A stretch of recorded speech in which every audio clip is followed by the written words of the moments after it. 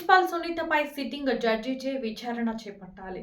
స్థానిక బాన్సువాడ పట్టణంలోని ఆర్&బి గెస్ట్ హౌస్లో విలేకరుల సమావేశం నిర్వహించడం జరిగింది. ఈ సందర్భంగా పీడీఎస్యూ జిల్లా అధ్యక్షులు ఎన్ బాలరాజ్, డిఎస్ఎఫ్ఐ జిల్లా అధ్యక్షులు జీవన్ రాథోడ్లు మాట్లాడుతూ జనవరి 25న బోర్లం గురుకులంలోని 8వ తరగతి చదువుతున్న విద్యార్థిని సంగీత మృతికి పూర్తి బాధ్యత ప్రిన్సిపాల్ సునీత వహించాలని, అదేవిధంగా సునీతపై సిట్టింగ్ జడ్జిచే విచారణ చేపట్టాలని, ఆమెపై తక్షణమే కఠినమైన చర్యలు తీసుకుని శాశ్వతంగా ఉద్యోగం నుంచి తొలగించేలా చర్యలు తీసుకోవాలని, నామమాత్రపు కేసులు సరికాదని, అదేవిధంగా సంగీత మృతికి కారణమైన సునీత వారి కుటుంబానికి 50 లక్షలు నష్టపరిహారం తక్షణమే చెల్లించాలని, లేని పక్షంలో విద్యార్థి సంఘాల ఆధ్వర్యంలో పెద్ద ఎత్తున ఆందోళన కార్యక్రమాలు మరియు సునీత మేడం ఇల్లు ముట్టడి కార్యక్రమం చేస్తామని హెచ్చరిస్తాము. కావున సునీత మేడం ఇప్పటికైనా స్పందించి సంగీత కుటుంబాన్ని పరామర్శించాలని, అదేవిధంగా సంగీత కుటుంబం ముందే నష్టపరిహారం 50 లక్షలు ఇస్తానని ప్రకటించాలని, అతి త్వరలోనే ఆ కుటుంబానికి నష్టపరిహారాన్ని అందించే విధంగా సునీత మేడం ముందుకు పోవాలని డిమాండ్ చేస్తున్నాం. ఈ కార్యక్రమంలో బీసీ విద్యార్థి సంఘం డివిజన్ అధ్యక్షులు విజయ్, విద్యార్థి సంఘాల నాయకులు అశోక్, నరేష్, రాజేష్ తదితరులు పాల్గొన్నారు.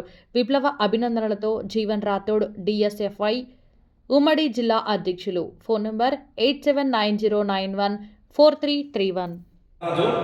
నేను పీడీఎస్ డిస్ట్రిక్ట్ ప్రెసిడెంట్గా పనిచేస్తూ ఉన్నాను. ఈరోజు ఆర్&బి గెస్ట్ హౌస్లో విద్యార్థి సంఘాల ఆధ్వర్యంలో విలేకరుల సమావేశం నిర్వహించబోతున్నాం.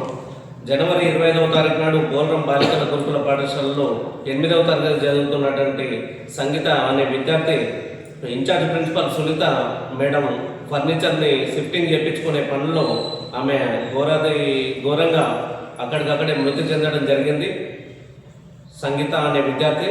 కాబట్టి ఈ ఘటనకు పూర్తి బాధ్యత ఇన్ఛార్జ్ ప్రిన్సిపల్ సునీతనే వహిస్తూ ఆ కుటుంబానికి 50 లక్షల నష్టపరిహారం ఆమె సొంతంగా చెల్లించాలి. ప్రభుత్వం 5 లక్షల నష్టపరిహారం ఎక్స్గ్రేషియా ప్రకటించి నామమాత్రంగా చేతులు దొరుకుతున్నది. కాబట్టి ఆ నిండు ప్రాణాన్ని బలిగొన్నటువంటి సునీత మేడము ఖచ్చితంగా అమ్మాయి కుటుంబాన్ని ఆదుకోవాలని చెప్పేసి మేము గత వారం రోజులుగా మేము డిమాండ్ చేస్తూ ఉన్నాం. అయినా నిమ్మకు నేరెత్తన్నట్టు వ్యవహరించడం, నామమాత్రం కేసులు సునీత మేడం పైన ఇంకో 2 వ్యక్తులపైన బుక్ చేసి కోర్టు నుండి మేడంకు బెయిల్ రావడం జరిగింది. అది ఇప్పుడు ఇందాక సిఎస్ఆర్ గారిని కలవడం జరిగింది. ట్రయల్స్ నడుస్తుంది. ఆ తర్వాత ఫైనల్గా కోర్టు ఎట్లాంటి శిక్ష విధిస్తే ఆ శిక్షలకు ఆమె అర్హురాలవుతుంది అనేటటువంటి వర్షను సార్ గారు వివరించడం జరిగింది.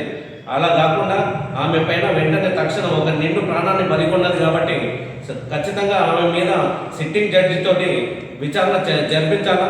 ఆమెకు తక్షణమే అన్యాయం జరిగినటువంటి కుటుంబానికి న్యాయం చేసే విధంగా, అదేవిధంగా ఆమెకు చట్టపరమైనటువంటి తక్షణమే కఠినమైనటువంటి చర్యలు జరిగేలా చూడాలి.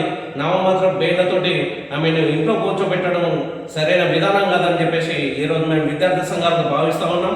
కాబట్టి ఆమె మీద కఠినమైన చర్యలు, తక్షణమైన చర్యలు జరగాలని చెప్పేసి అంటే సిట్టింగ్ జడ్జి తోటి విచారణ చేపట్టి ఈ కేసును ముందుకు తీసుకుపోవాలా. ఖచ్చితంగా ఆమెకు కఠినమైన చర్యలు చేపట్టాలని చెప్పేసి మేము ఈరోజు విద్యార్థి సంఘాల ఆధ్వర్యంలో మేము డిమాండ్ చేయడం జరుగుతూ ఉంది. అదేవిధంగా ఆ మృతికి కారణమైనటువంటి ప్రిన్సిపల్ సంగీత విద్యార్థిని కుటుంబానికి ఖచ్చితంగా వెంటనే తక్షణమే ఆమె నష్టపరిహారాన్ని 50 లక్షల రూపాయల వరకు చెల్లించాలి. లేని పక్షంలో సునీత ఇల్లు ముట్టడిస్తామని చెప్పేసి ఈ సందర్భంగా మేము హెచ్చరిస్తాము.